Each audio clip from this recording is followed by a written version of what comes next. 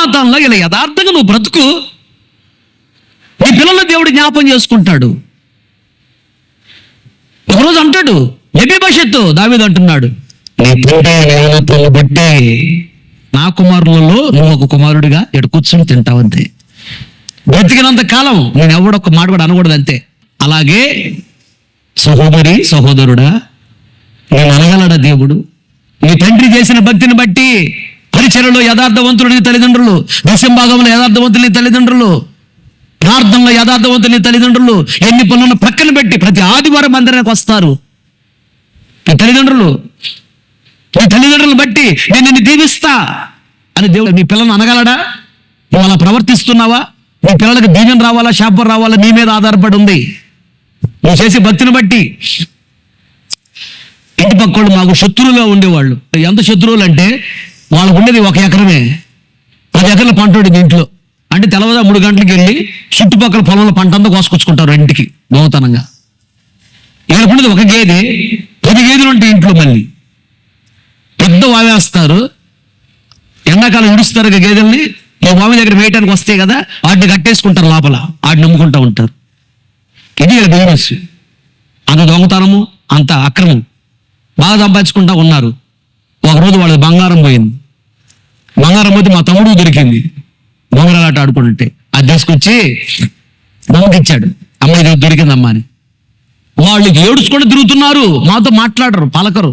మా అమ్మ గమనించింది, ఏం ఏడుతున్నారు అని. మా అమ్మే పలకరించి, అత్తమ్మా ఎందుకు ఏడుస్తున్నారు అని అడిగింది. అనగానే ఇక ఏడ్చుకుంటూ చెప్పింది, బంగారం పోయి అని. ఏడవగానే మా అమ్మ లోపలికి వెళ్ళి రొయ్యన ఆ బంగారు కమ్మ అరచివిడి అంత ఉండేదంట. అది ఆ రోజుల్లో పెద్దగా ఉంది. అది తీసుకుని ఇదేనా నీది అంది. అనగానే 2 వాళ్ళ చేతిలో ఉంది, పక్కన పెడితే 2 ఒకటే. ఏదే రొమ్ము అనగానే తీసుకోండి. ఇందాక ఆడుకుంటూ పునరావు దొరికిందంటే వాడు తీసుకుని ఇచ్చాడు, ఇదిగో తీసుకోపండి. సీక్రెట్ దాన్ని తీసుకెళ్ళి అమ్ముకోవచ్చు. నాకేమిపోయావా అని మమ్మల్ని అరిచా. మమ్మల్ని రే నోరు మూసుకో, పనికి మాట్లాడా, ఏం మాట్లాడుతున్నావరా? తప్పు మనకెందుకు? దేవుడు మనకి ఇవ్వాలి కానీ దేవుడు మనకి ఇస్తాడు. మనం యథార్థంగా ఉండాలి. తప్పు అవి ఇలాంటివి చేయకూడదు. వాళ్ళది మనకెందుకు? వాళ్ళ ఆస్తి దేవుడు మనకి ఇవ్వాలి, దేవుడు మనకి ఇస్తాడు. వద్దు, తప్పది. అట్లా అన్యాయం అక్రమంగా ఉండకూడదు, తప్పది. నా గొంతులు ఊపిరి నేను చేయను అలాంటి అంతే. మా అమ్మ దొంగతనం చేయటం నేను ఎప్పుడు చూడలా. ఇప్పుడు ఆమె పిల్లల్ని 2 సేవలో నిలబెట్టాడా? మళ్ళీ మా అక్కలో నుంచి 2 వచ్చారా? ఎంతమంది ఇప్పుడు మొత్తం? నలుగురా? మా తమ్ముడిలో నుంచి మళ్ళీ 2 వచ్చారా? ఎంతమంది? 6 సావుకులు వచ్చారు. ఆ నీతి మంత్రులు చేసిన మేలు మర్చిపోవడం దేవుడు అనేస్తుడు కాదు. ఏ సేవకుడు వచ్చినా సేవకుడు బాగా చూసుకునేది. చదువు రాదు, రోజు కన్నీళ్ళు గార్చి ఏడ్చి ప్రార్థన చేస్తా ఉండేది. ఒకరోజు నిద్ర లేచి, నేను సచ్చాను, ఏ విధంగా ఆ విధంగా ఏడుతున్నావేంటి నువ్వు? నీ వల్ల నేను దరిద్రుడిని అయిపోతున్నాను.